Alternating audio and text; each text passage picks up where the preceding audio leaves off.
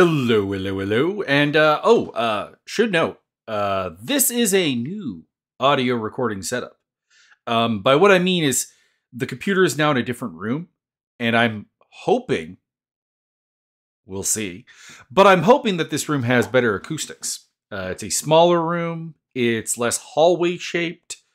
Previously, I was using the just kind of main room of my apartment, which, is very, very large and obviously created some echo issues. I'm hoping this is better.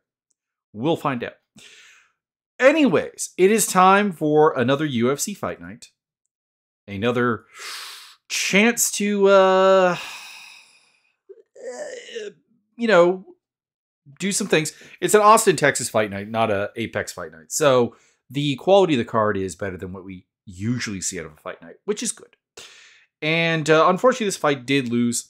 This card did lose some fights. Khalil Roundtree versus Azamat Mirzakhanov. Mirzakhanov pulled out with pneumonia. Jared Cannonier versus Roman Dolidze, which was a fight I found weird, but I was looking forward to.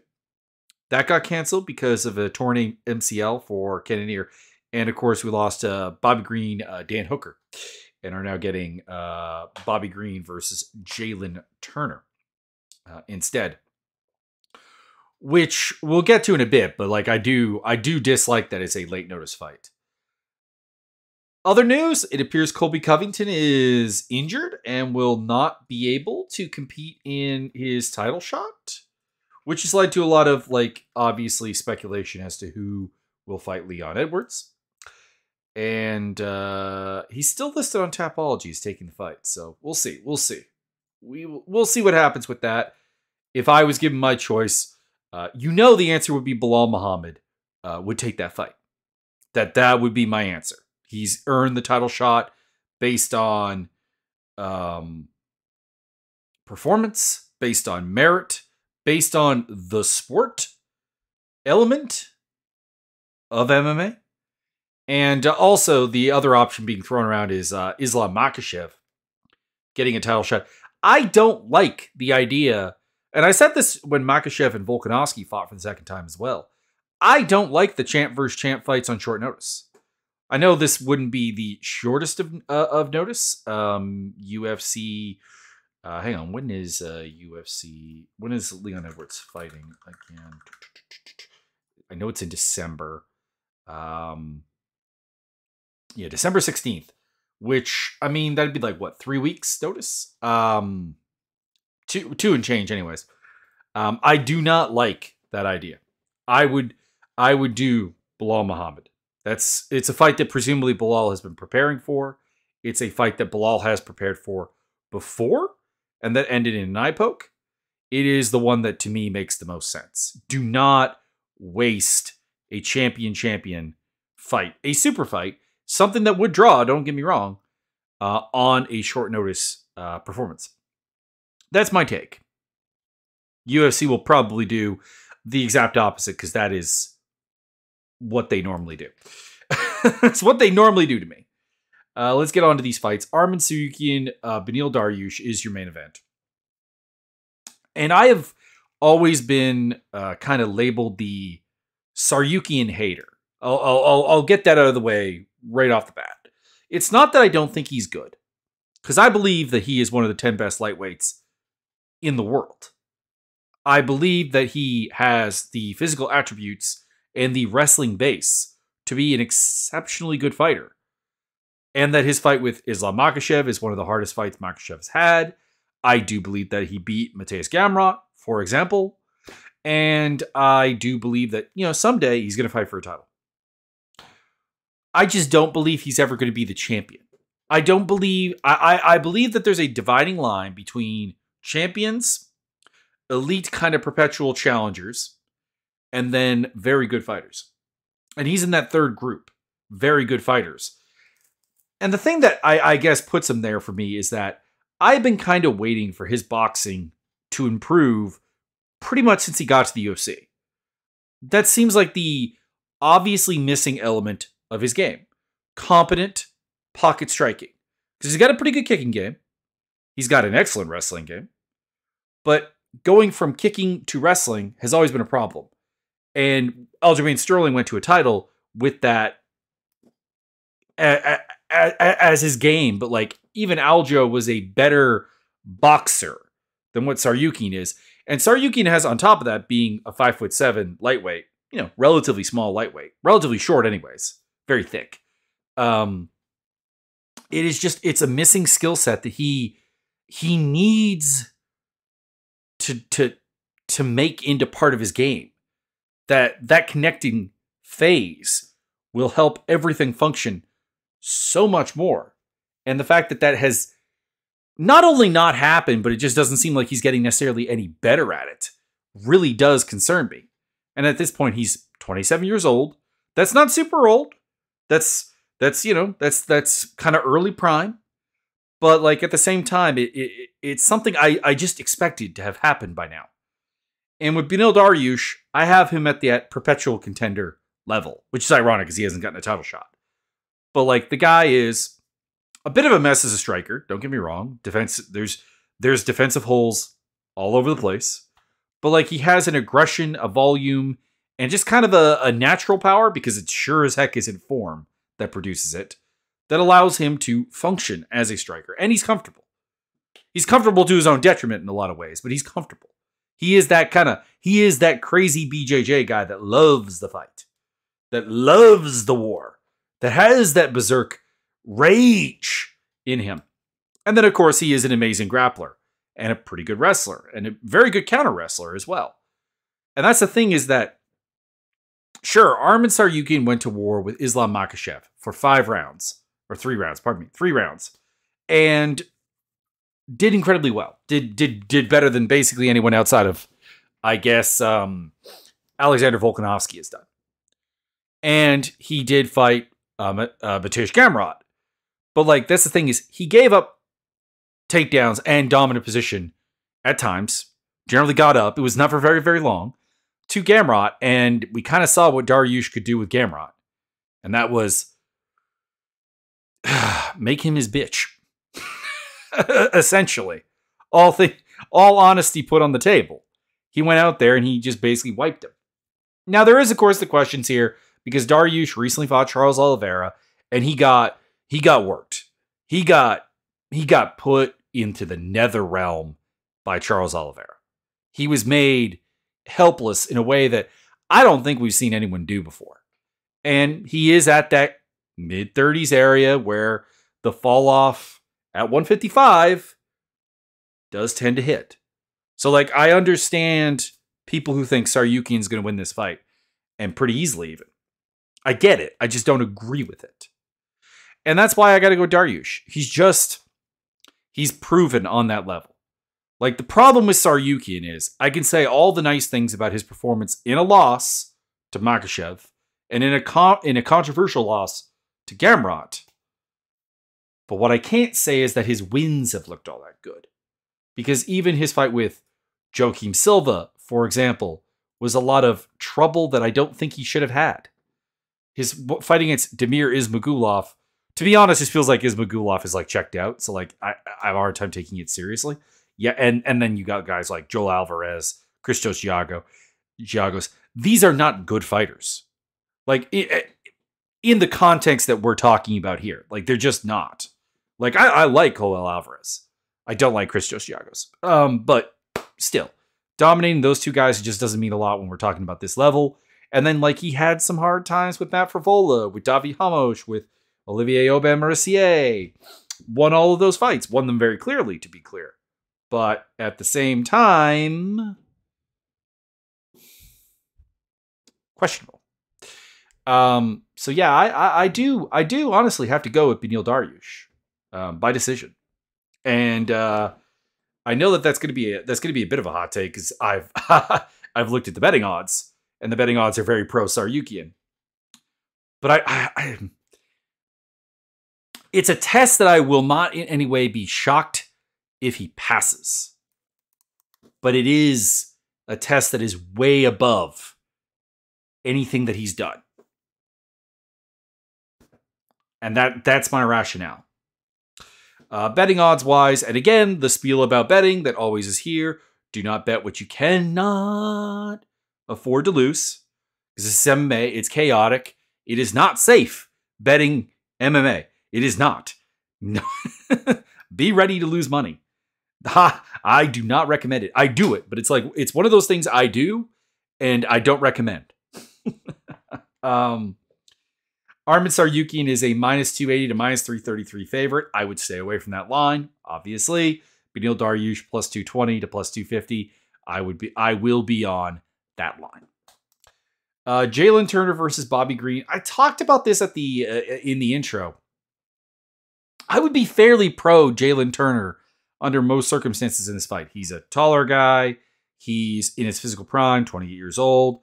Bobby Green has to fade out at some point. He is 37 years old. And I'd be kind of sitting on that. But Jalen Turner has talked about having a really, really hard time with this weight cut. And he's looking really, really drained at the press conferences and so on. He's a 6'3" lightweight. I think he should consider 170. I've said that before. 6'3" at lightweight should just be a no. Like the cutoff, in my opinion, at lightweight. And I understand, obviously, there are different bills, there are different things to go. Their weight classes, not height classes. But realistically, anyone above 6 feet tall at lightweight, I have serious questions about the validity of that weight cut. We'll put it that way. There's a lot of Dan Hooker in Bobby Green.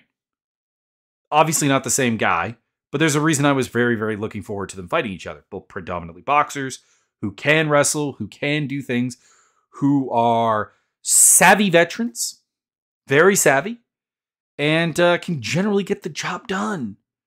So yeah, at the end of the day, I've got to go with Bobby Green in a fight against a guy who probably is going to have to murder himself to make the weight.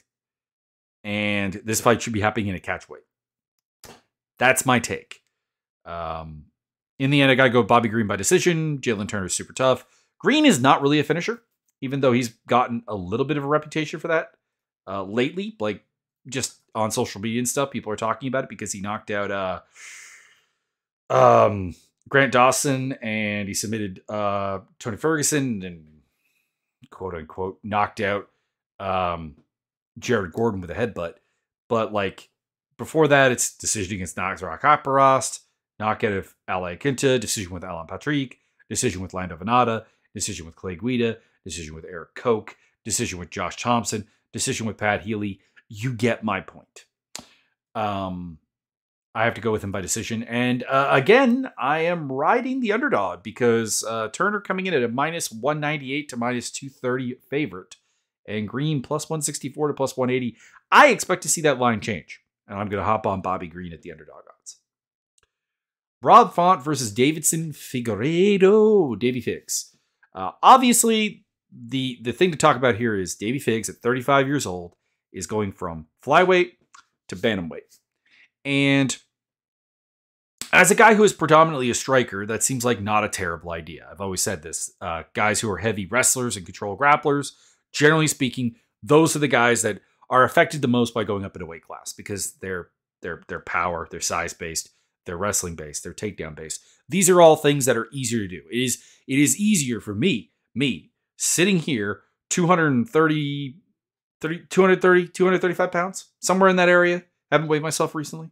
But like in that area, it is easier for me to wrestle someone smaller. And the closer you get to size parity, the harder and harder it's going to get. Now, obviously, things like technique, athleticism, they impact. It's not just a simple be bigger.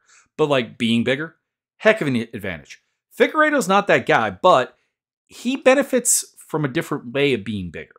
And that is, at 125, his sloppy technique at times could be bailed out by the fact that he would just have strength. He would get to like a bad grappling position and just kind of power out of it.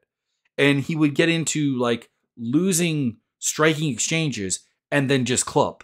And also, he wasn't small at the weight class, 5'5", 68-inch reach at flyweight. Not small. Font is 3 inches taller and 3.5 inches longer. So that is an interesting dichotomy that he has not had to deal with before. Font has a pretty good range boxing game. He has a deft jab. He turns it into combinations. He can wrestle. Don't let the Corey Sandhagen D1 moment in the last fight really fool you. Rob Font is generally not a bad wrestler. I just chalked that up to taking the fight on short notice and frankly just not being ready for, such a wrestling heavy game from Corey Sandhagen. So I just kind of see Font being able to control the distance a little bit, work that clean jab, work that combination, maybe mix in a takedown or two, utilize the fact that you're a bigger man. Font's a big bantamweight, and it's just kind of weird that you would go with that as Figueiredo's first test. So I've got Font by decision. He is the favorite, minus 135 to minus 145. Figueiredo's plus 108 to plus 122. It's a live underdog if you think that Davey Figs is going to do some good things. I just kind of worry that, I don't know. There were some things in the later part of the quadrilogy with Moreno that had me worried that he is not done, not washed, but certainly a little bit faded. Sean Brady versus Kelvin Gastelum. Talk about faded. Kelvin Gastelum is only 32 years old, but he feels older because he has had the full career archetype. He has gotten to it. He has struggled with weight cuts, been forced up a weight class, fought for a title in that weight class, lost an absolute all-time war, and then just kind of fallen apart. And then he's kind of got this resurgent where he beat Chris Curtis and he beat Ian Heinisch, but I don't know how much those mean, because the Curtis fight was, weird, and if we're being completely honest, he largely won because of a headbutt. And Ian Heinisch, well, we don't talk about him anymore. And that should tell you some things. And otherwise, it's just Gastelum getting his arse beat. And I certainly don't think Sean Brady's going to beat him like he stole money from him. But Sean Brady is a fairly methodical, albeit very simplistic striker with a good power wrestling or power grappling game. And that's, I guess the question is because beating Kelvin Gastelum has generally speaking not been a grappling task. If we look at his 8 losses, we will find very little in that regard. We have Jared Cannonier, predominantly a striker. Robert Whittaker, predominantly a striker. Jack Hermanson, grappler, but a finishing heel hook, dynamic kind of guy. Darren Till, predominantly a striker. Israel Adesanya, striker. So the closest thing to being the 2 closest losses for him to Sean Brady are Chris Weidman, who, while being little bit washed, certainly was reached higher heights and is much bigger than Sean Brady, and Neil Magny, who is kind of a different kind of thing, and that was a really, really long time ago. My problem with picking Gastelum, though, at the end of the day, comes down to the idea I don't trust him to make 170 in a healthy manner. There is a reason he was forced to go up to 185, despite the fact that, at 5'9", he's much too short for it. But I just don't trust the prepness. I don't trust him to not be washed. I don't trust him. Sean Brady got finished by Bilal Muhammad. A lot of people have written him off from that. I still think he's fine. And I'm interested to see what he's learned. I hope it leads to a better focus on diversifying his striking a little bit and avoiding the sort of rote manner that he usually gets into. I got Brady by decision. Gastelum is still tough. And Brady's not much of a finisher. Brady minus 118 to minus 125. Gastelum plus 105 to minus 106. One of the, I think the tightest line on the card. Clay Guida versus Joaquin Silva. I'm picking Silva mostly just because I'm just done picking Clay Guida. Don't get me wrong. He's still insane. He still has ridiculous cardio, ridiculous aggression, ridiculous activity, weaponizing pace. Still somehow seems fairly durable, despite the fact that he has taken more punishment than if pick a division at the lower ranks and you add up all the damage they've taken, Guida has taken more. It's just insane. And I don't have a lot of faith in Joaquin Silva, honestly. He's always been a dumb action fighter. if I'm being entirely honest, and this is no exception. But yeah, at the end of the day, I just can't. I can't in good conscience at this point in time pick Clay Guida to win fights. That's what it comes down to. So I'm going to go with Joaquin Silva to knock out Clay Guida. His chin has to fail at some point. He has to fall down at some point, and he's been doing that lately. He's been losing fights that he probably honestly shouldn't lose.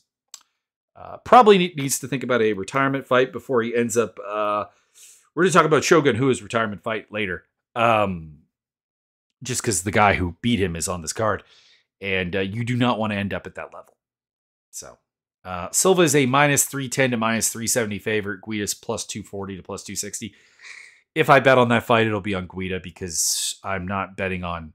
I'm, as a general rule, not going to bet on Joaquin Silva at minus 300 against anybody, like even against a complete cam, because there's a definitive lack of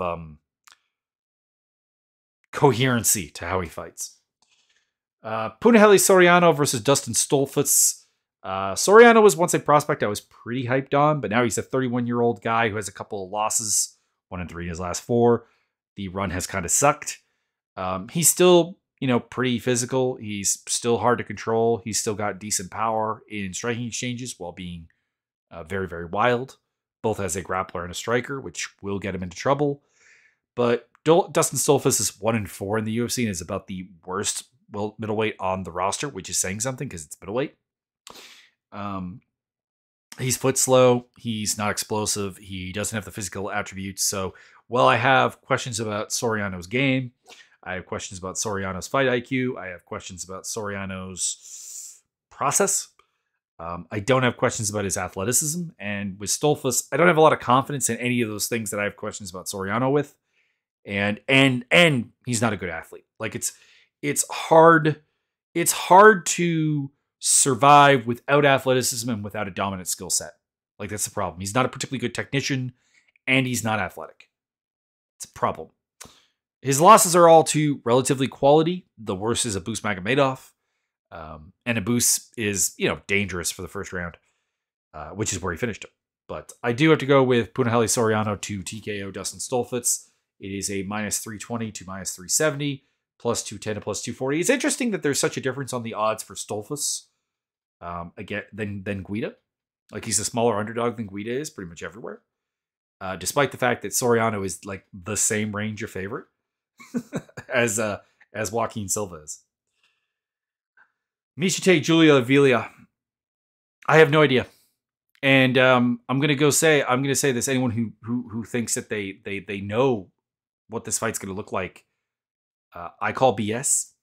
I say this because in Tate you have someone who retired, has fought 3 times in the last 7 years, is from a bygone era of fighting, and has come back with this kind of weird, sort of like slicker striking like ideas and style that are. It's not her. It's not her. So maybe like old Tate comes back here and does this, but like her approach to the Lauren Murphy fight, her approach to the Ketlin Vieira fight, her approach to the Marion Renault fight, even though she won that one, terrible. There's obscenely bad ideas. And then in Avila, you've got someone who has taken off a lot of time with injury. I believe she was also pregnant. She had a pregnancy. And she started MMA really, really, really late. Like she hasn't fought in more than 2 years. She's 35 years old. Tate's 37 for the record. Like the idea that Julia Avila, prospect, is 2 years younger than Miesha Tate, along with Holly Holm, the absolute like old guard of women's MMA is insane. And as a fighter before her time off, she was very raw in all regards. As a grappler, raw. As a striker, raw. She was incredibly physically powerful. Like that was her thing. She had physicality to do things. I guess I'll pick her by decision. Tate's still tough. Avila's the favorite, minus 138 to minus 154. Tate's plus 114 to plus 122. I dread this fight, but I'm also like morbidly interested because like I have no idea. I have no idea what's going to happen. And that's very, very rare. Like I don't even know the dynamic of the fight. Like there are fights that I don't know who's going to win. Like that happens frequently. But the idea that I know anything can happen in this fight and it would not surprise me is a rare feeling, and it's kind of neat, but it's also kind of horrifying. Cody Brundridge versus Zach Reese is a battle of two guys I can't trust, but for different reasons and for different levels of lack of trust. With Brundridge, it's the worst kind of lack of trust, and it's terminal, because Reese's way of being untrustworthy is the standard Dana White Contender Series guy with relatively few fights and no real competition. The guy who's coming in and it's like your record is like losing record guy, dude who's like 2-0 or something. And then like you get to Dana White Contender Series and you fight a guy who has a good record, and then you look at his record and it's the same as yours and you win, and it's like, okay, but are you good? Like there's that question. Whereas with Brundridge, this is a guy who has been stopped by William Knight. This is a guy who was getting wrecked by Jacob Malkoun until winning by disqualification. This is a guy who lost to Cedricus Dumas, who is an absolute mess. This is a guy who was losing to Dulce Lungiambula until picking up a guillotine win. This is a guy who was pretty comprehensively beat by Nick Maximov. That's the problem. It's like I don't trust you because of what I've seen. Zach Reese, I don't trust because of what I haven't seen, which is him against a guy who isn't just going to look at his 6'4", 77-inch reach frame and just go, oh crap, I have no answers for that. Brundridge, I don't trust him to win against anything. Anything remotely resembling like an athlete. He's an okay wrestler. He has some power. He has a willing and effective guillotine choke, but that often puts him in bad positions because he'll go for the guillotine. He won't get it, and he's on bottom. Reese is not very refined, not very nuanced. Like I said, hasn't really fought anybody, but he is big. Does seem to be a decent athlete in all regards. Has power. Has submission ability. And is aggressive. So I'm going to go with Zach Reese to TKO Cody Brundridge. But like if he gets caught in a guillotine choke or he eats an overhand at some point, I'm not going to be shocked. That's the type of loss that he is headed to. It's just I can't pick Brundridge to be the guy to give it to him. So yeah, Reese by TKO. He's a minus 225 to minus 250 favorite. Brundridge is plus 190 to plus 200. Joe Selecki versus Drakkar Klose. Pretty sure I know how this fight is going to go. Mostly because like Joe Selecki fights go Joe Selecki fights. Joe Selecki is going to go out there and he's going to try to pressure him. He's going to try to exchange with him in the pocket and then go to takedowns and then take top control and either crush him with pressure and top control or get a submission. And that's what he's going to try and do. And that's not really how you beat Drakkar Klose. Drakkar Klose is kind of a classic outside-inside Kai. He's got a pretty decent range boxing game that he'll be busy with and throw power. He's also very good in the clinch, very good counter wrestler, which is a huge problem for Selecki. And Selecki had problems with Alex De Silva and Jared Gordon. So I have to go with Klose by decision. He's a minus 125 to minus 450 to minus 140 favorite. And Selecki is plus 104 to plus 120. Should be a reasonably close fight. Not expecting it to go. To be honest, very few closest fights ever look, safe. But yeah, I just really doubt that. I just really think that there's a ceiling to Selecki's game that we've kind of hit. Steve Garcia versus Milk Costa. This is a fun action fight. I'm gonna love it. There isn't much to break down. There is relative ceiling for both of these guys, but like this is the sort of dancing pair that is like really, really fun. Garcia is a big dude, 6'5" at 140. 145. That's insane. He does not make good use of his reach, but he does make good use of his size otherwise with the swing and cling Jackson Wink archetype. He does his best work in the pocket and then into the clinch, where he can utilize his weight to wrestle people to the ground and generally be that kind of big dude. Costa is the better fighter. He is the sharper striker with a better counter game. He has a way better idea of defense than Steve Garcia. He's a more technical grappler, and he's a faster, more dynamic fighter, but he is smaller. He's 5'10", and he's usually used to being a big guy in there himself, so being in there with a big guy like Steve Garcia could be really, really interesting. I just probably won't pick Steve Garcia ever in the UFC. There's just too little to his game. Like I appreciate the toughness. I appreciate the aggression. I appreciate the effort. But if he wasn't big at 145, he would have no chance. And I don't really like picking someone on the basis of just being big. There are times when I have absolutely done it, but this will not be one of those times. I've got Milk Costa by TKO. I like Milk Costa. I really want to see him go on to bigger and better things. Again, I think he's definitely like hard capped at like action fighter at featherweight. But there's more to him than there is to Garcia. There's more that I like about him. So yeah, Costa is a minus 245 to minus 260 favorite. Garcia is plus 190 to plus 210.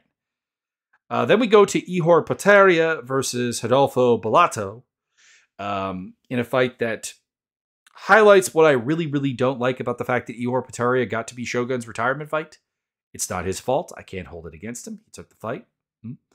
I can't even really fault the UFC because like the UFC gave Shogun a bunch of fights against Little Nog to be like, retirement fight. This is it. Go. Retire. And he didn't. So it was a bit of dud ending and just a waste because it transferred the whatever power you got off of being the guy to beat Shogun onto a guy like Ihor Potieria, who just went out and got crushed by Carlos Ulberg, had been previously crushed by Nick Negumereanu. He's just not very good. He's not very athletic. He's fairly big, 6'3", 75-inch reach. He's got good low kicks. He's got some nice counter punching and a little bit of a jab. There's some slickness there, but he's like, it's a limited game. And if you're going to have that kind of limited game, you've got to bring the high level athleticism that he just doesn't have. You've got to be like Victor Petrino, who beat Rodolfo Bellato twice, and everyone else has fallen before Bellato.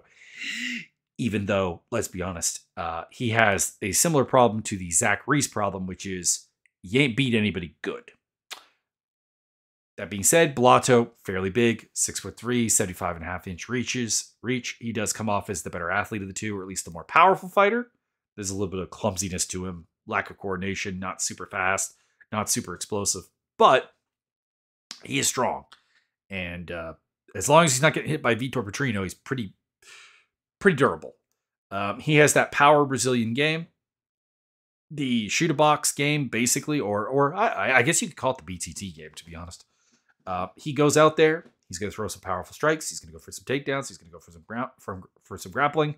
There's not a lot of polish to it. There's not a lot of nuance, but there is power. And it's a bully game. And the thing is that I think Ihor Potieria is plenty bullyable, honestly. Beating the ghost of Shogun Rua it doesn't mean much. Now, that being said, if you are going to bet on this fight, you may want to bet on Potieria because he's a plus 300 to plus 333 underdog, and Bellato's minus 380 to minus 450. That's too wide. That being said, like I said, I just wouldn't bet on the fight. I just wouldn't. But if you feel the need, the underdog odds are the only thing that makes any sense. I've got Bellato by TKO. Wellington Turman versus Jared Gooden. I don't like this fight. I don't dislike either fighter, but they're broken toys. They're guys who have fundamental terminal flaws that at their respective ages of 27 and 29, I don't know, maybe they're fixable, but like, I think they're just baked in at this point. Like, it's not that they're too old, but it's just that they're they're for a UFC level guys who I would prefer to see fighting against Dana White Contender Series fodder and doing kind of like what they're doing with Cody Brundridge right now. That to me would make a lot more sense. Because in Wellington Turman, you have a guy who, if we're being completely honest, is one of the most uncomfortable strikers at any range that you can ever think of. It's not a technical issue necessarily, not to say that his technique as a striker is particularly good, but like there is an emotional, fundamental lack of comfort doing what he's doing. And that means that he has to basically get into the clinch. And he's not bad at the clinch, but he's not great at the clinch. He's not game-changing at the clinch. He can have his takedown stuffed. He can, lose a battle along the cage. He can have all of those problems that make this a very limited game. He is a good top grappler. He does have some dynamic submissions from bottom even. And then we get to Jared Gooden. He is a rock'em sock'em robot brought to life. He's aggressive. He'll go to the pocket. He'll throw heavy volume with power. And that will allow Turman to find clinches probably basically at will. Gooden is good at getting back up, but he's not necessarily good at stopping takedowns. So I do think Turman will get the takedowns he needs. He will win a decision. He is a minus 190 to minus 205 favorite. Gooden is plus 155 to plus 165, but Turman losing any fight that involves any kind of prolonged striking is not only unsurprising, it's a given. So if those takedowns don't come early, it's going to be a long but relatively short night for Turman, all things considered. Well, maybe not. Gooden's not some amazing knockout artisan. Turman, for all of his uncomfort, doesn't usually get actually finished. Looking at his roster record real quick. Yeah, Bruno Silva finished him and Andrew Sanchez. But that's about it. So, I mean, he'll probably be able to hang around. But like his wins in the UFC are Marcus Perez, Misha Serkinov, and Sam Alvey. And talk about bad wins. that takes the cake. Jamie Lynn Horth versus Veronica Hardy. I like Veronica Hardy. I always kind of have because she comes across as just like a fight nerd. You know what I mean? Like it might be how she ended up with Dan Hardy. It's probably why she'll every so often in a fight show you like this kind of sleek, sneaky like technique, either as a grappler or as a striker, like both on the feet and on the ground. She'll show like these moments of inspiration that you're like, wow, that's kind of cool. That's kind of awesome. But like at the same time, she's a 5'4" flyweight and fought at bantamweight at one point, which is ridiculous. And it's just too small. And like also very, very anxious, very uncomfortable. I talked about Wellington Turman being uncomfortable as a striker. Veronica Hardy's kind of uncomfortable everywhere. Someone who loves the concept of being a fighter more than actually being the fighter. Like someone who enjoys training, I imagine, a lot, but not so much in the competition zone. And Horth is big, 5'7", at 125. He's pretty huge. Honestly, I actually don't even really know why she cuts there. I would just stay at bantamweight if I were her. Bantamweight is a wasteland of talent. You'll probably win just as many fights and be way closer to a title. And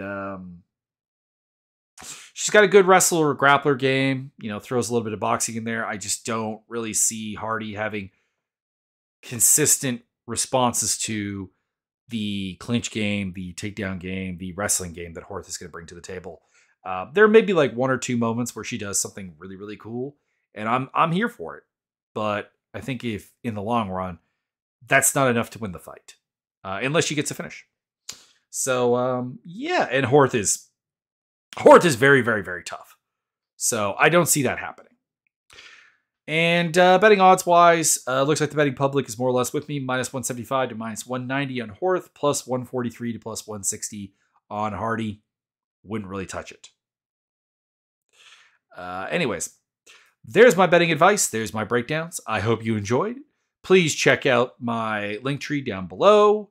It'll give you the Discord. It'll give you the Twitter. It'll give you all that kind of fun where you can reach me. On the Discord, we are doing the Mixed Martial Arts Simulator, of course, career mode. We just crowned our first heavyweight champion. Congratulations to... Giving a little finger drum roll there. I don't think the mic caught it. But Rory Steenkamp for triumphing in the heavyweight GP. I salute you, sir. Anyways, hope you enjoyed. I will see you next time.